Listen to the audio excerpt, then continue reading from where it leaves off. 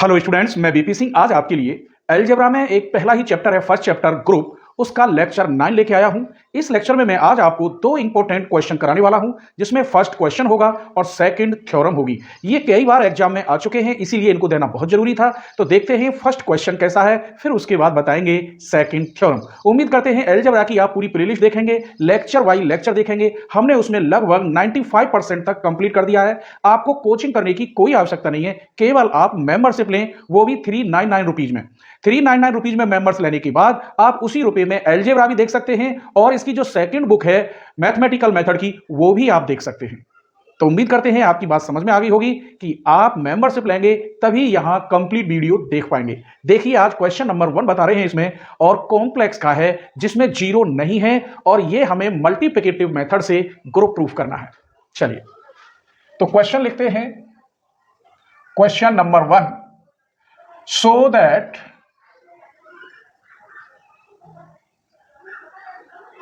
C is the set of all non-zero complex numbers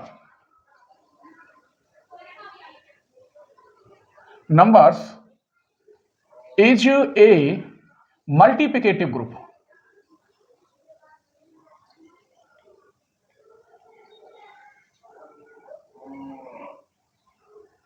multiplicative group. तो यहां set इसने सी से रिप्रेजेंट कर रहा है। कॉम्प्लेक्स क्या होता है? एक जेड होता है, Z equal x plus i y, जहां एक्स रियल है और आई वाई इमेजनरी है। लेकिन जीरो में भी इमेजनरी हो जाता है, लेकिन यहां इसने क्लियर कह दिया है कि नॉन जीरो लेना है। देखिए, वैसे ये जेड इक्वल होता है x plus i y, whereas x क्या है यहां रियल पार्ट है और वाई क्या है यहां इमेजनरी पार्ट है। आई वाला जो टर्म है ये क्या है? इमेजनरी है। तो इस सेट को मैं छोटा सा पहले लिख के दिखा रहा हूं। सी इक्वल, इसे ऐसे लिख सकता हूं, z such that z equal x plus i y, जहां पर एक्स और वाई दोनों यहां आई लगा दीजिए तब इमेजनरी होगा, बिलोंग्स टू आर। लेकिन रियल नंबर में तो जीरो भी आता है और यहां कह रहा है नॉन जीरो, तो माइनस के जीरो ये है आपका। लेकिन इससे अभी समझ में नहीं आएगा, अब मैं अपनी भाषा में आपको समझाऊंगा। सी के अंदर सभी कॉम्प्लेक्स नंबर लेंगे। देखिए कौन कौन से लेता हूं। A plus I B, C plus I D, E plus I F, 1 plus 2i, 3 minus 4i dot dot all complex number. लेकिन उसमें जीरो नहीं होगा। ऐसे लिख सकते हैं हम इसे, a प्लस 0i, लेकिन ये ऑलरेडी जीरो हो गया, सिर्फ a बचा, तो हम ऐसे इसे लिख सकते हैं ये भी नॉन जीरो कॉम्प्लेक्स नंबर है। तो c इक्वल ये मैंने बना लिया। इसमें आप 500 plus 600i, Aligarh plus Hathras I, कुछ भी लिख सकते हैं। अब ये प्रूफ करा रहा है हमें मल्टीप्लिकेटिव ग्रुप। तो ग्रुप में दो मल्टीप्लिकेटिव मेथड होते हैं, एक तो एडिशन से और एक मल्टीप्लिकेटिव से। अब इन दोनों में ही ग्रुप प्रूफ करने के लिए चार चार प्रॉपर्टी होती हैं। मल्टीप्लिकेटिव से कराए तो भी चार प्रॉपर्टी करनी पड़ेंगी आपको, और एडिशन से कराए तो भी चार प्रॉपर्टी दिखानी ही होंगी। जिसमें फर्स्ट प्रॉपर्टी है क्लोजर एक्जिम, सेकंड प्रॉपर्टी है एसोसिएटिव एक्जिम, थर्ड प्रॉपर्टी है इनवर्स एक्जिम, और थर्ड प्रॉपर्टी है आइडेंटिटी एक्जिम, और फोर्थ प्रॉपर्टी है इनवर्स एक्जिम। तो देखिए, अब हम चारों प्रॉपर्टियों को बारी बारी से प्रूफ करके दिखाएंगे। तो इसमें फर्स्ट प्रॉपर्टी क्या है? Closure axiom. इसमें क्लोजर में हम कोई से भी दो कॉम्प्लेक्स नंबर लेंगे। लेट एनी टू कॉम्प्लेक्स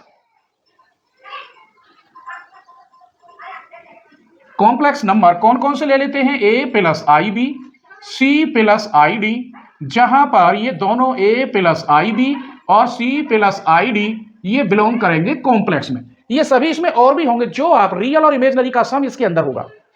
ये दो ले लिए। अब इनकी हमें क्या कह रहा है? मल्टीप्लिकेटिव करना है। मल्टीप्लाई करिए तो a plus I B, C plus I d, multiply करेंगे a की इसमें करेंगे तो ए सी, इस वाले की आई वाले में कर दोगे तो माइनस के बी डी प्लस आई। अब b की इसमें करोगे तो आई बाहर बी सी, और a की इसमें करोगे तो आई बाहर ए डी। ये मल्टीप्लाई, ये हो गई, यहां पर मल्टीप्लाई आती होगी, बीएससी थर्ड सेम में आ गए। देखिए दिस इज रियल, ये भी रियल और यहाँ आई की गुणा है, तो ये कॉम्प्लेक्स नंबर है कि नहीं? ये जब कॉम्प्लेक्स नंबर है तो कहीं ना कहीं इसमें होगा। अब मुझे क्या पता था कितने कॉम्प्लेक्स नंबर है, मैंने डॉट डॉट करके लिख दिया है, तो ये भी क्या है? कॉम्प्लेक्स नंबर है। जैसे इसे मान लो आप x और इसी y, तो x प्लस आई वाई जैसा बन गया, तो ये बिलोंग करेगा किसमें? सी में, ये वाला। इसका मतलब हमने दो कॉम्प्लेक्स नंबर लिए, उन दोनों की मल्टीप्लाई करी और आंसर भी फिर कॉम्प्लेक्स आया। इसी को कहते हैं क्लोजर एक्सियम सेटिस्फाई। जब ये सी में बिलोंग करे तो closure axiom satisfy. Is satisfy. अब सेकंड प्रॉपर्टी पे पहुंचते हैं, ये है एसोसिएटिव।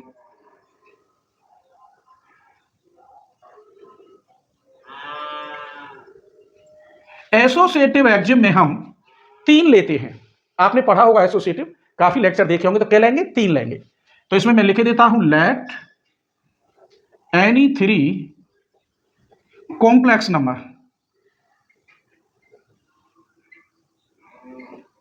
कौन कौन से ले लेते हैं? इन तीनों को ले लेते हैं, A plus I B, C plus I D, E plus I F. Where है जहां पर A plus I B, C plus I D, E plus I F ये सभी बिलोंग करेंगे जी में। जी नहीं, यहां तो सी दे रखा है, सभी किस में बिलोंग करेंगे? सी में। अब इसे मल्टीप्लाई कैसे करते हैं वो देखिए, ए plus I B dot C plus I D dot E plus I F equal to, इसको अब अंदर ले जाएंगे, A plus I B dot C plus I D, इसे बाहर निकाल देंगे, ई प्लस आई एफ। अब आप एक बात बताइए, एक कॉम्प्लेक्स नंबर की मल्टीप्लाई करो, चाहे 2 की करो चाहे 3 की, मल्टीप्लाई करने के बाद कॉम्प्लेक्स ही आता है। जैसे 2 की मल्टीप्लाई करी तो ये कॉम्प्लेक्स आया, पहले इन दोनों की करोगे, उस आंसर में इसकी करोगे तो ये भी कॉम्प्लेक्स ही आएगा। क्या आएगा? कॉम्प्लेक्स। तो इनका जो आंसर है वो भी इसमें मिलेगा। एक मल्टीप्लाई करके दिखा रहा हूं, जैसे LHS की कर रहा हूं तो RHS की आप खुद कर लेना, और दोनों सेम आएंगे। जो आंसर इधर आएगा वही यही आएगा इधर।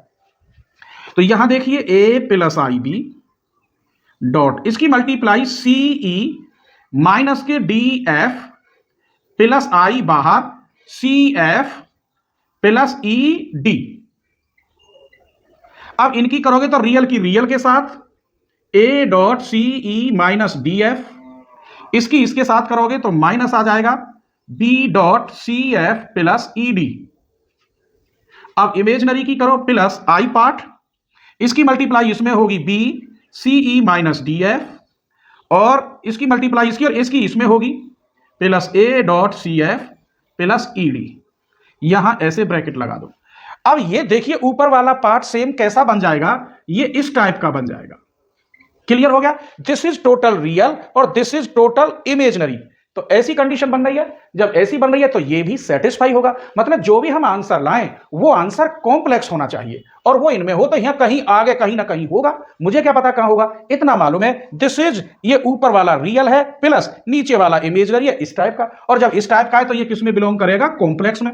जब कॉम्प्लेक्स में बिलोंग करेगा तो हम लिख देंगे एसोसिएटिव एक्सियम इज सेटिस्फाई। दिखाई नहीं दे रहा हो तो यहां लिखेंगे इसकी तरह, क्लोजर की जगह पे यहां associative axiom is satisfy. Clear हो गया? थर्ड प्रॉपर्टी होती है आइडेंटिटी।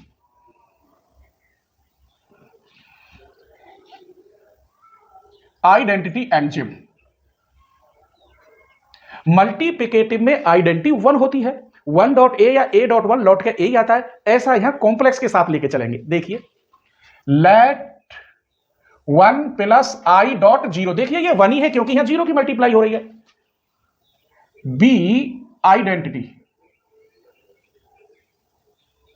एंड, इसके लिए कोई सा भी एक कॉम्प्लेक्स नंबर लेते हैं, and A plus I B belongs to C. तब मल्टीप्लाई करना है हमें 1 plus I 0 dot A plus I B, या ऐसे लिख दो A plus I B dot 1 plus I 0। लौटकर सबका आंसर चाहे इसे ले लो चाहे इसे ले लो, ए प्लस आई बी ही आएगा, क्योंकि यहां 1 की मल्टीप्लाई होगी, ये तो 0 है, और यहां भी 1 की होगी। Whereas A plus I B belongs to C. इसका मतलब here 1 plus I 0 is identity. जब ये ज्यों की त्यों लौट के आ गया तो हम दावे के साथ कहेंगे कि 1 प्लस आयोटा इंटू 0 100% क्या होगा, आइडेंटी। इसे लोग आयोटा बोलते हैं और आयोटा ही बोलना चाहिए, लेकिन मैं आई बोलता हूं, तो इससे कोई फर्क नहीं, आप जो चाहे सो बोल सकते हैं। आइए एक और है फोर्थ प्रॉपर्टी, इनवर्स एक्जिम।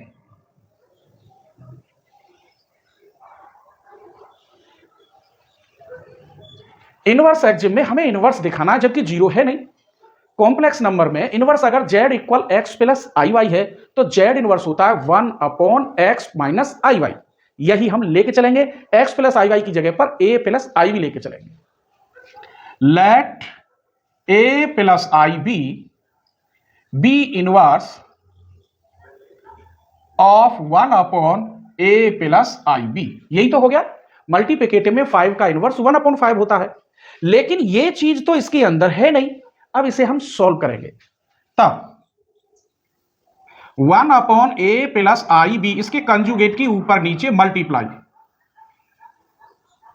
तो ऊपर तो मल्टीप्लाई हो गई a माइनस आई बी, इन दोनों की मल्टीप्लाई इसकी करोगे तो a स्क्वायर, और यहां आयोटा का आई स्क्वायर, माइनस और माइनस ये तो प्लस हो जाता है, प्लस के बी स्क्वायर। लेकिन इसे अलग अलग लिखिए, a upon a square plus b square plus minus के plus i minus b upon a square plus b square.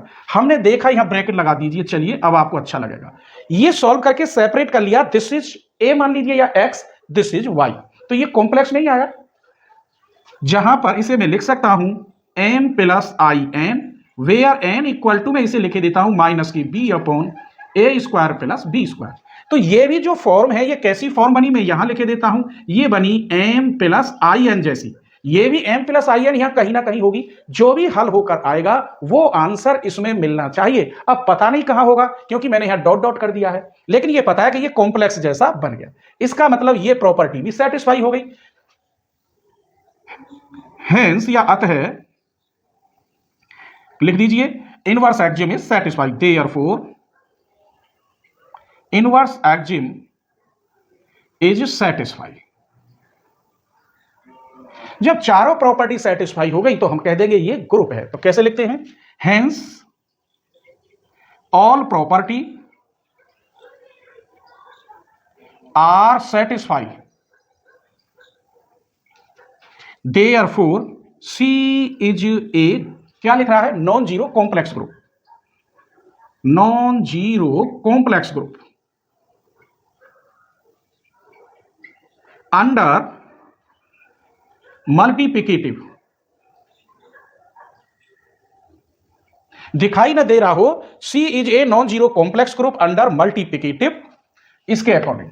तो ये क्वेश्चन कैसा लगा, मैंने पूरी कोशिश की है एक एक पॉइंट क्लियर करने की। एक छोटी सी थ्योरम है, उसे भी देखते जाइए, स्क्रीनशॉट कर लीजिए। चलिए, तो एक थ्योरम है, इसे देख लेते हैं। थ्योरम कह दीजिए क्वेश्चन या example.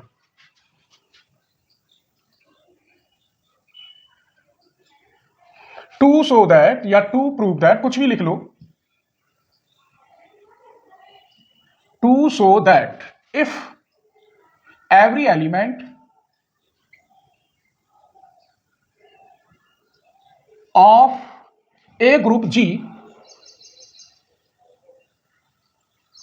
Group G is its own inverse, then G is an abelian। ये कह रहा है कि कोई एलिमेंट है, उसका इनवर्स जैसा एलिमेंट है वही आंसर में आता है। तो हमें यह प्रूफ करके दिखाना है कि G एक अबेलियन है या कॉम्यूटेटिव है। तो एक काम करेंगे, हम दो एलिमेंट लेंगे A और B, दोनों G के होंगे, फिर दोनों की मल्टीप्लाई करूं तो स्वाभाविक है वो भी G के होंगे, फिर उन दोनों का इनवर्स दिखाऊंगा, तभी तो मैं आपको अबेलियन करूंगा, क्योंकि दो एलिमेंट में ही आपस में अबेलियन प्रूफ हो सकता है। जैसे A और B है तो A dot B equal to B dot A आना चाहिए। देखिए प्रूफ, मान लीजिए let A and B two element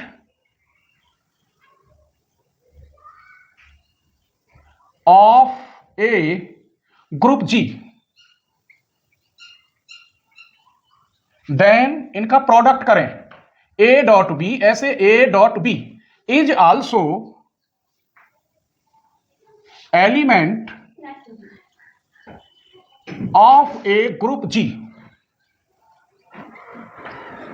ये क्लियर है? अगर हम ए और बी दो एलिमेंट ले तो उनका प्रोडक्ट, अगर वो जी में है तो उनका प्रोडक्ट भी जी में होगा। यही मैंने लिखा है, लिखे देता हूं। दैट इज, अगर ए और बी बिलोंग कर रहे हैं जी में तो इनका प्रोडक्ट ए डॉट बी भी बिलोंग करेगा जी में। ये लाइन ऐसे लिख रही है।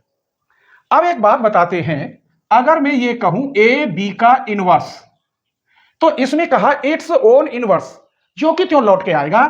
इसका मतलब यही आंसर है ए बी। क्यों है? क्योंकि इसने कहा है सिंस एवरी एलिमेंट